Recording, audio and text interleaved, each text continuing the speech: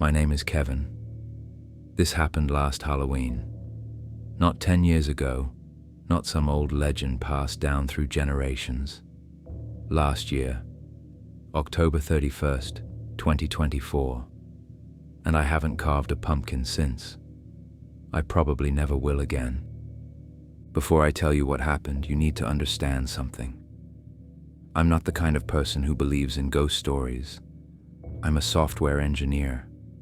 I deal in logic, in code, in things that can be explained. Or at least, I was that person. Before Halloween night changed everything. It started at work, actually. Around 6 p.m., right when I should have been heading home to hand out candy. But we had a system crash, a big one, and I was the only senior developer still in the office. Everyone else had left early for Halloween parties or to take their kids trick-or-treating. The office was almost entirely empty. Just me, the hum of servers, and the pale glow of my monitor in the dark. My co-worker Sarah had stopped by my desk before leaving. "You working late again on Halloween? Man, you're gonna miss all the fun." She paused, adjusting her witch hat. My grandmother used to tell me this creepy story about Halloween night. Something about a glowing pumpkin that follows people home. The hollow one, she called it. She laughed. Scared the hell out of me as a kid. "Sounds like a great campfire story," I'd said, not really paying attention. "Yeah, well, stay safe out there. Streets get weird on Halloween." She'd left, and I'd gone back to my code. I remember looking out the window at one point.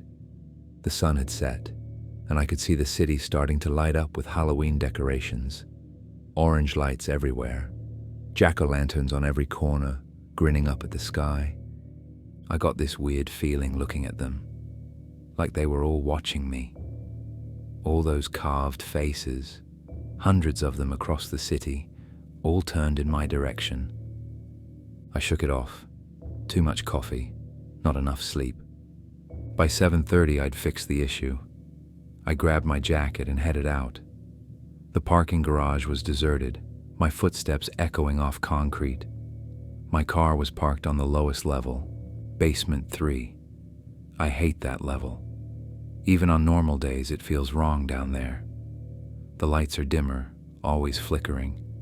The air smells like oil and something else, something stale and old. As I walked toward my car, I noticed something on the hood. A pumpkin seed. Just one, sitting right in the center of the hood. Wet, glistening under the flickering fluorescent lights. I looked around. The garage was empty. No other cars on this level. No people. How did a pumpkin seed get down here? We were 3 floors underground. I flicked it off the hood and got in my car. But as I started the engine, I saw more of them. Pumpkin seeds on my windshield. 3, 4, 5 of them. Stuck to the glass like someone had pressed them there. My wipers smeared them across the windshield, leaving orange streaks. I felt that prickling sensation again, being watched. I looked in my rearview mirror. For just a second, and I swear this is true, I thought I saw something orange glowing in the shadows behind my car. But when I turned around to look, there was nothing there. Just empty parking spaces and flickering lights. I got out of that garage as fast as I could. The drive home should have taken 15 minutes. It took 40. Traffic was a nightmare. Every street in my neighborhood was packed with families, kids in costumes running between cars, parents with strollers. It should have felt festive, happy, but something was off. I kept seeing the same thing over and over. Jack-o'-lanterns, hundreds of them, on every porch, every doorstep, every lawn, and they were all lit, all glowing with that warm, flickering orange light. But as I got closer to my street, I started noticing something weird. The pumpkins were getting bigger, more elaborate, more detailed. The carved faces weren't just simple triangles anymore. They were intricate, almost artistic, and they all had the same expression. Not quite a smile, more like a smirk, like they knew something I didn't. I finally turned onto my street around 8 p.m., peak trick-or-treating time. My neighborhood is one of those places where everyone goes all out for Halloween. Every house competes to have the best decorations. Cobwebs on every bush, giant inflatable spiders on the lawns, fog machines pumping out smoke that drifts across the street in thick, gray clouds. Usually I love it. The energy, the excitement, kids laughing and shrieking. It's fun. But tonight, as I drove down the street, something felt wrong. The fog was too thick. I had to slow down to almost a crawl, my headlights barely cutting through the gray soup. And the sound, there should have been noise, music, laughter, kids yelling. But it was muffled, distant, like I was hearing it from underwater. Then I noticed the decorations. Every house had the same thing on the porch, a jack-o'-lantern. Not the cheap plastic ones or the elaborate artistic ones, just normal, carved pumpkins, all identical. Same size, same triangle eyes, same jagged smile. And they were all facing the street, watching the road, watching me drive past. I turned onto my cul-de-sac, and that's when everything got worse. All the houses on my block were dark, not just lights off dark, but power outage dark. No porch lights, no spooky decorations lit up, nothing. And all the jack-o'-lanterns, I counted at least 30 of them, were out. Dark, cold, just empty pumpkins with dead black holes where the faces should be. Every single one, except for one. Right at the entrance to the cul-de-sac, sitting on the curb by itself, was a single lit jack-o'-lantern. It wasn't fancy, just a classic triangle eyes and jagged smile carving like a kid's first attempt. But something about it made me stop and stare. The carved face looked wrong somehow, distorted, like someone had tried to carve a face from memory but couldn't quite get the proportions right. It reminded me of something, or someone, but I couldn't place it. And the light inside wasn't a normal candle flicker. It was an intense, pulsing orange glow, brighter than it should have been, brighter than any candle could be. I thought maybe it was one of those battery-powered LED ones, but the pulsing was too organic, too rhythmic. It looked almost like it was breathing. I parked my car in the driveway and got out. The silence hit me immediately. Usually on Halloween, this street is chaos. Kids shouting, parents calling out, dogs barking, music playing from open doors. Tonight, dead quiet, eerily quiet. I didn't see a single trick-or-treater on my block. No kids at all, no parents, nothing.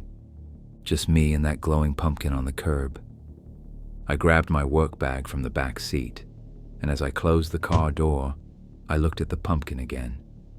It was maybe 50 feet away, but I could see it clearly in the darkness. That pulsing orange glow was hypnotic. I couldn't look away. And then I realized something that made my skin crawl. The carved eyes were pointing at me, not just facing my direction, pointing. A T-me. Like someone had carefully angled the pumpkin so the eyes would be looking directly at where I was standing. Okay, I muttered to myself. Weird, but whatever. I walked towards my house, keeping my eyes on the path ahead. But I could feel it, that prickling sensation on the back of my neck, stronger now. Like someone, something, was staring at me. I couldn't help it. I looked back. The pumpkin was still there, still glowing, still watching. My house is at the very end of the cul-de-sac. It's a good 100 yards from where the pumpkin was sitting. As I walked, I kept telling myself it was just a decoration, some kid's prank. Maybe one of my neighbors had put it there as a joke, rigged it up with some kind of remote-controlled LED system. But deep down, I knew that wasn't right, because I could hear something now. Faint, but there. A sound underneath the silence. Breathing, not mine. Something else. Slow, wet, raspy breaths, like air being pulled through rotten vegetation. I stopped walking, listened. The breathing stopped too. I started walking again, faster this time. The breathing resumed, matching my pace. "This is ridiculous," I whispered. "You're freaking yourself out."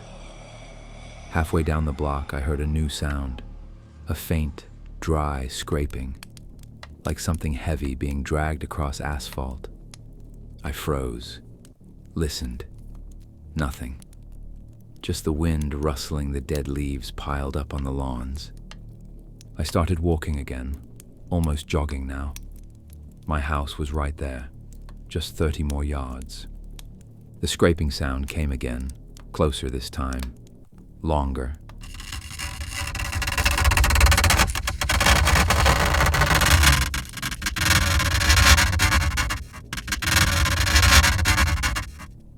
I looked back. The jack-o'-lantern wasn't on the curb anymore. It was in the middle of the street, maybe 20 feet behind me.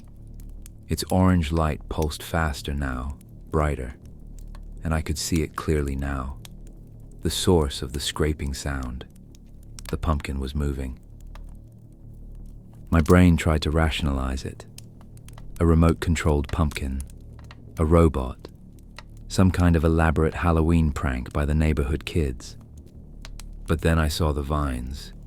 Thick, dark tendrils, like rotten roots, had grown out from the bottom of the pumpkin. They were writhing, digging into the asphalt, pulling the jack-o'-lantern forward like grotesque, fibrous legs. With each pull, the pumpkin scraped against the road, leaving a wet, dark trail behind it. The orange light inside pulsed faster, like a heartbeat, like it was excited. "No way," I whispered. "No freaking way." This had to be a prank. It had to be.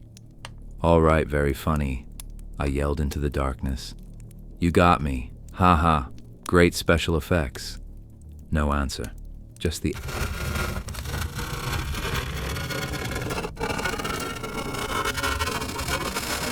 As the pumpkin moved another foot closer. The carved eyes, those stupid triangle eyes, seemed to lock onto me. The jagged mouth seemed to widen, the shadows inside deepening. Okay. Now I was genuinely freaked out. I fumbled for my house keys, my hands shaking so badly I almost dropped them. I was still 50 yards from my door. I started jogging. The scraping behind me got faster, louder. Scrape, drag, scrape, drag. It was keeping pace with me, matching my speed exactly. I risked another look back.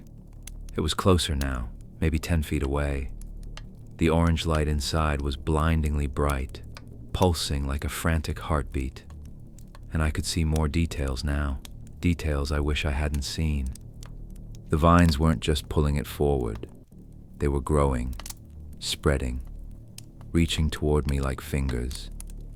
And inside the pumpkin, through the carved eyes, I could see movement. Something was in there, something that shifted and writhed, pressing against the inside of the pumpkin shell, trying to get out. I screamed. Not a yell, a real, terrified scream. I sprinted for my house, my work bag flying off my shoulder, keys clutched in my fist. I could hear it right behind me now. The scraping had turned into a frantic, scrabbling sound, like dozens of fingernails on pavement. I could feel the heat from its unnatural orange light on my back, warming my neck, singeing my hair. I reached my porch, took the 3 steps in one leap, jammed the key in the lock. My hands were shaking so badly it took 3 tries. The doorknob turned. I threw the door open, dove inside, and slammed it shut behind me, throwing my entire weight against it. I fumbled with the deadbolt, my fingers slipping on the metal, Finally, it clicked into place. Locked. I leaned against the door, gasping for breath, my heart trying to beat its way out of my chest. Silence. Nothing outside. For a moment, I thought maybe I'd imagined it. Stress-induced hallucination. Too much work, too much coffee, not enough sleep. Then I heard it. A gentle thump on the other side of the door. Tap, tap, tap, like someone knocking, politely, patiently. I crept to the peephole, my legs shaking. I put my eye to the glass and looked out. It was sitting right there on my doormat, the jack-o'-lantern. Its carved eyes were level with the peephole, staring right at me. The orange light pulsed, casting eerie shadows across my porch. The vines had retracted back into the bottom, making it look like a normal pumpkin again. Innocent. Harmless. Then, a voice whispered from the other side of the door. A dry, rustling voice like dead leaves blowing across concrete. Trick. Or treat. I backed away from the door, stumbling over my own shoes. My whole body was shaking. This wasn't real. This couldn't be real. Go away, I whispered. Leave me alone. The doorknob started to rattle, gently at first, testing, then more violently. The whole door shook in its frame. Bang, bang, bang. Something heavy was hitting the door from the outside. Each impact sent shudders through the wood. Let me in. The rustling voice hissed through the door, and now I could hear other voices behind it. Dozens of them, all whispering the same words in unison. Men, women, children, all saying, "Let me in, let me in, let me in." I ran to the kitchen, grabbed my phone from my pocket. I'd call 911, the police, someone, anyone. No signal, just no service at the top of the screen. I tried anyway, dialing 911. The call wouldn't go through. I tried again, and again. Nothing. The banging on the door stopped. Silence fell over the house like a heavy blanket. I stood in my kitchen, phone in hand, listening. Nothing. Maybe it had given up. Maybe it had left. Then I remembered my laptop. I'd been researching urban legends for a work project a few months ago, documenting local folklore. Maybe there was something in there about whatever this thing was. I crept to my living room, grabbed my laptop from the coffee table, and brought it back to the kitchen. I sat at the table, my back to the wall so I could see all the doors and windows. The laptop took forever to boot up. Every second felt like an hour. I kept glancing at the front door, expecting to see that orange light seeping through the crack. Finally, the screen lit up. I opened my browser and started searching. Sarah's story about the Hollow One kept nagging at me. Maybe there was something to it. The Hollow One Halloween. I found it quickly. Too quickly, maybe. Or maybe I was just desperate. A forum post from 3 years ago, on an obscure paranormal investigation site. The title, The Hollow One. Has anyone else seen this? I clicked it. The post was from a user named Sam Hain Watcher. It read, "Posting this as a warning. If anyone sees a lone glowing jack-o'-lantern on Halloween when others are dark, stay away. My research suggests this entity, locals call it the Hollow One, chooses victims. There has to be some kind of exchange involved, but details are unclear. Please, if you know more, comment below." Below were scattered replies. Most dismissed it, but a few caught my eye. User MaraT1990 wrote, "This happened to my brother in 2018. He saw the pumpkin. It followed him. We found him the next morning, alive but wrong. He speaks sometimes, but it's not his voice anymore. It's like someone else borrowed his mouth. User Jake Holloway wrote, "The trade. I think it's not death, it's replacement. You don't die. Something takes your place. You become." The post cut off there. No more replies from that user.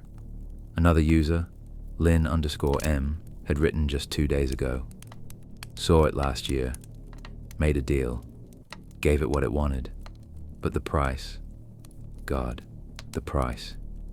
You don't just lose someone. You lose yourself too. My hands were shaking as I read. The posts were fragmented, contradictory. Was it a life? A replacement? What did hollow even mean? I heard something. A sound from inside the house. Scraping. Coming from downstairs. From the basement. I'd locked the front door. I was sure of it. The deadbolt was secure. All the windows were closed. So how? Then I remembered. The basement window. The one that didn't close all the way. The one I'd been meaning to fix for months. It had gotten inside. The scraping sound moved through the basement, slow and deliberate. Then I heard it on the stairs. Coming up. Scrape. Drag. Scrape. Drag. Each sound punctuated by a wet, pulpy squish. I ran upstairs to my bedroom, taking the steps 2 at a time. I slammed the door and locked it, then started pushing my dresser across the floor, jamming it against the door. My hands were shaking so badly I could barely grip the wood. I could hear it downstairs now, moving through the living room, toward the stairs. I grabbed my phone again. Still no signal. I tried to open my laptop's video camera, thinking maybe I could record what was happening, leave some kind of evidence. But the laptop had frozen. The screen was stuck on that forum post, those fragmented warnings glowing at me.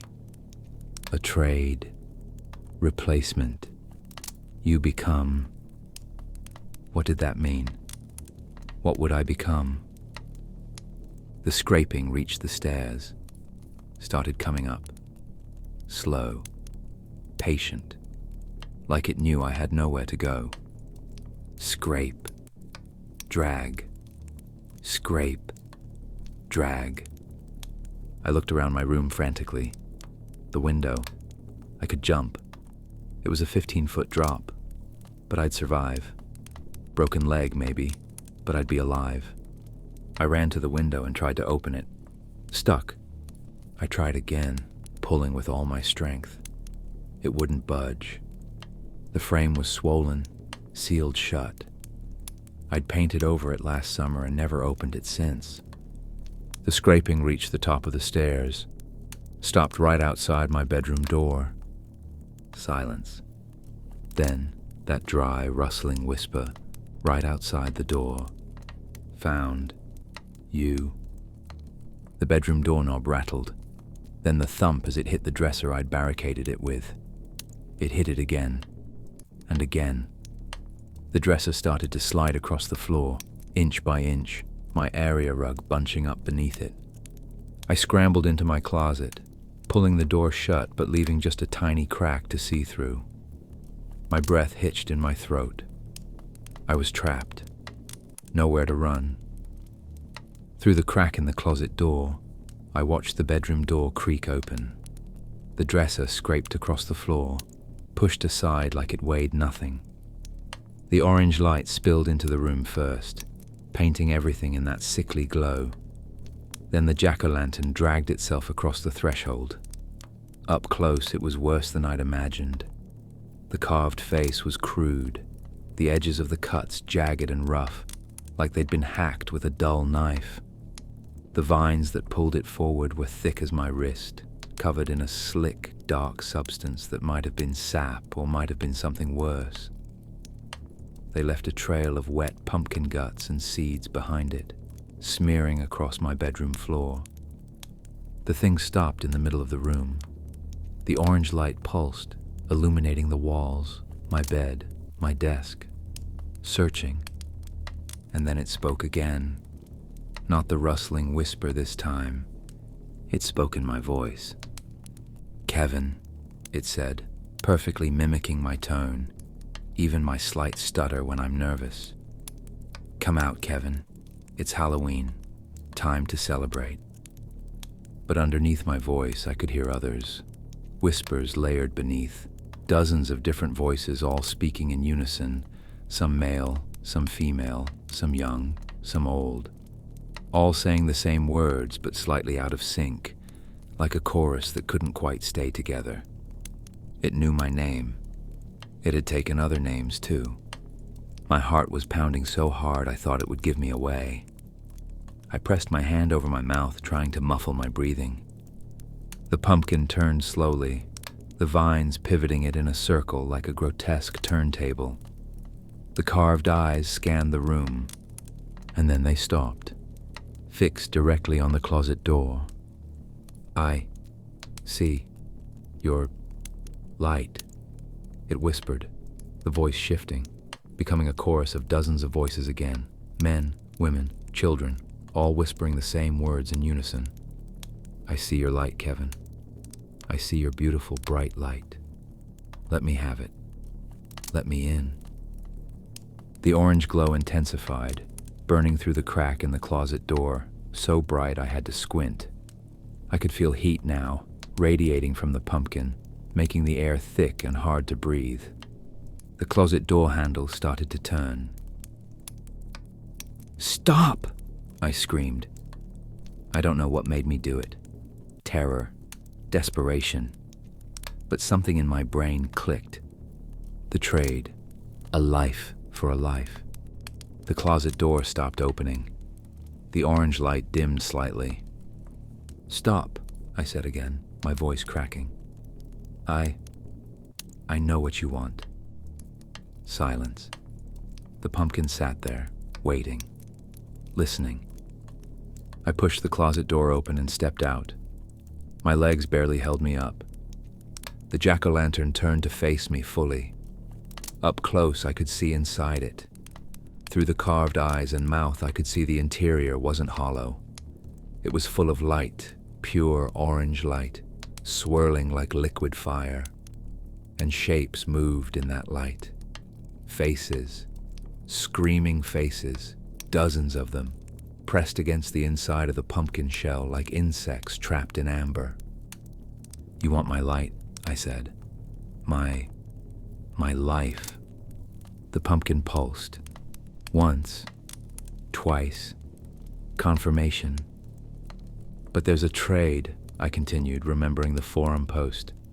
"That's the rule, right? A life for a life. I can give you someone else." The orange light flickered. The whispers grew louder, excited, hungry. "Yes." The chorus of voices hissed. "Yes. Give us the trade." My mind raced. Who could I offer? Who would I condemn to this? My neighbor? A stranger? I thought of the empty streets, the missing trick-or-treaters. Had they already been taken? Had this thing already been feeding tonight? The forum posts flashed through my mind. Replacement. You become not his voice anymore. Then I had an idea. A crazy, desperate idea. "I'll give you someone," I said, "but I need to go get them. They're not here." The pumpkin's light pulsed faster. The vines writhed, uncertain. "I'll go right now," I said. "I'll bring them back. But you have to let me leave. You have to wait here." For a long moment, nothing happened. The pumpkin just sat there, the light swirling inside it, the faces screaming silently. Then, slowly, the vines retracted. The pumpkin settled onto the floor, dormant, waiting. 1 hour. The voices whispered, my voice mixed with all those others. "You have 1 hour." I ran. I don't remember grabbing my car keys or opening the front door. 1 second I was in my bedroom, the next I was in my car, the engine roaring to life. I drove. No destination. Just drove. The streets were empty now. Halloween was over. Past 9 p.m., and everyone had gone home. The decorations looked sad in the darkness, deflated and forgotten. I pulled into a 24-hour grocery store parking lot and sat there, shaking. What had I just done? What was I planning to do? I couldn't actually trade someone's life. I couldn't. My phone buzzed. I nearly jumped out of my skin. Signal. I had signal again. A text message. From an unknown number. Time is running out, Kevin. Then another text. A photo. My bedroom, taken from inside. The pumpkin sitting there, glowing. Waiting. Another text. 50 minutes. I called 911. This time it connected. Relief flooded through me. 911, what's your emergency? There's something in my house, I gasped. Something I can't explain. Please, you have to send someone. Sir, what is your address? I gave it to them. Sir, what is the nature of your emergency? Is there an intruder? Yes, no. I don't know. It's not human. Please, just send someone. There was a pause. I could hear keyboard clicking. Sir, are you calling from 1231 Main Street? Yes. Why? We're showing multiple calls from that address tonight. Prank calls. Kids playing with the phone. Officers were already dispatched earlier for a noise complaint but found nothing. What? No, I never. Sir, is this a Halloween prank? Because we take false emergency calls very seriously. I'm not pranking you. There's something in my house. Please. Another pause. Sir, are you injured? Are you in immediate danger right now? I don't know. I got away. I'm in a parking lot. But I have to go back. Sir, if you're not in immediate danger, we have other emergencies to respond to. It's Halloween night. If you'd like to file a report, you can come to the station tomorrow. No, you don't understand. Sir, I'm going to have to disconnect this call. If you have a real emergency, call back. The line went dead. Another text. 40 minutes. I sat there in my car, shaking. No one was coming. No one would believe me. I had to go back. I had to face this alone. I drove back. I had to. The texts kept coming. 35 minutes. 30 minutes. Each one showing me photos of my house, my bedroom, the pumpkin waiting. When I pulled up to my house, everything was dark and quiet. No police cars, no help coming. Just me. I walked through the front door. It was still open from when I'd run out. The house was silent. I climbed the stairs slowly, each step creaking under my weight. My bedroom door was closed. I pushed it open. The pumpkin was still there, in the corner of the room, glowing softly. I'm here, I said, my voice barely a whisper. I came back, but I couldn't bring anyone. I can't trade someone else's life. I won't. The orange light pulsed. Once, twice, 3 times. The vines erupted from the bottom, but this time they didn't lunge at me. They spread across the floor slowly, deliberately, forming a circle around the pumpkin. You came back. The voices whispered. My voice, mixed with all those others. You chose. I don't understand, I said. What do you want from me? The pumpkin didn't move. The light just pulsed, slow and rhythmic. Then I heard the voice again. But this time it wasn't coming from the pumpkin. It was coming from behind me. You misunderstand, Kevin. I turned. Standing in my bedroom doorway was me. Another me. Same face, same clothes, same everything. But his eyes were wrong. They glowed with a faint orange light. The trade isn't death, the other me said, smiling. The trade is replacement. I take your place. I live your life. And you, he gestured to the pumpkin. You wait. You watch. You glow in the darkness on Halloween night, waiting to find the next person to take your place. That's the trade. That's always been the trade. I looked at the pumpkin, at the faces screaming silently inside the orange light. They'd all made the trade.